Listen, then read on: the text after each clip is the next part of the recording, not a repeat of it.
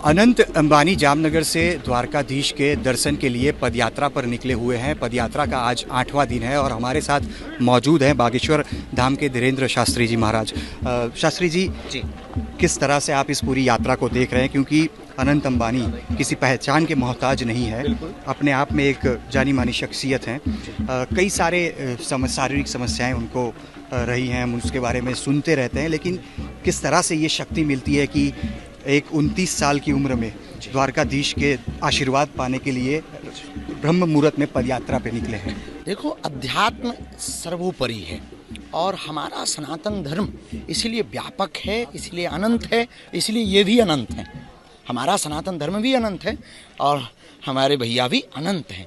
तो निश्चित रूप से तन उनका रोगी है पर मन उनका तंदुरुस्त है। मन की तंदुरुस्ती के कारण और सनातन के प्रति समर्पण, इनका प्रत्येक कार्य सनातन धर्म से प्रारंभ हो। हम जब रात को आए तो हवन हो रहा था, भगवती आद्य शक्ति का अनुष्ठान चल रहा था।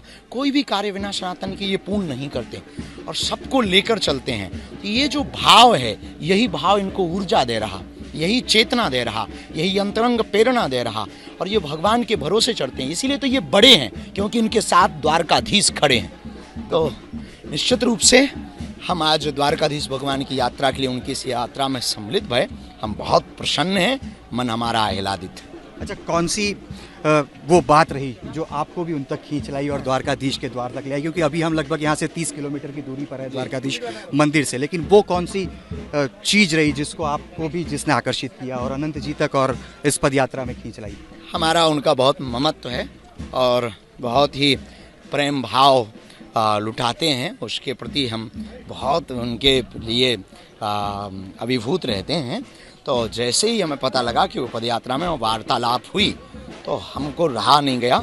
मुंबई की यात्रा जानी थी। वो बात ये थी कि इतनी विषम परिस्थितियों में भी अपनी भक्ति, अपनी आस्था और श्रद्धा को, कभी वार्तालाप होती थी कि ऐसा भी होना चाहिए सनातन के प्रति। तो वो जब उन्होंने ये संकल्प लिया कि विषम परिस्थितियों में भी अपने आप, अपनी भक्ति को उन्होंने डिगने नहीं दिया, इस भाव ने हमको जो है प्रेरित किया कि अब हमको भी कदम से कदम मिला के चलना चाहिए। अच्छा, बाकी लोगों को क्या संदेश देंगे, खास करके उन युवाओं को? क्योंकि हम देखते हैं बहुत सारे जो युवा हैं वो ड्रग्स और उस तरफ आगे बढ़ गए हैं, लेकिन एक तरफ अनंत अंबानी है जिनके पास कमी कोई नहीं है, लेकिन फिर भी द्वारकाधीश के दर्शन के लिए पदयात्रा ब्रह्म मुहूर्त में सुबह निकल पड़ते हैं, 4 घंटे वॉक करके चल रहे हैं। युवाओं को संदेश क्या देंगे? सफलता पाने के 3 सूत्र बहुत बेहतर हैं: नशा, अत्यधिक नींद और पराई नारी।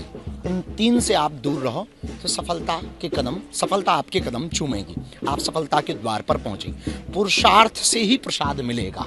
आप जब तक पुरुषार्थ नहीं करेंगे तब तक प्रसाद नहीं मिलेगा। तो श्री अनंत अंबानी जी की इस पदयात्रा से देश के युवाओं को ये तो समझ लेना चाहिए कि कितने भी बड़े कद पद पर पहुंच जाएं, कितना भी आपका औरा हो जाए, पर अपनी जमीन से, अपनी संस्कारों से, अपनी संस्कृति से, अपनी सनातनी परंपरा से जुड़े रहना चाहिए। जुड़े रहेंगे तो आप टूटेंगे नहीं, आप बिखरेंगे नहीं, अपितु आप निखरेंगे।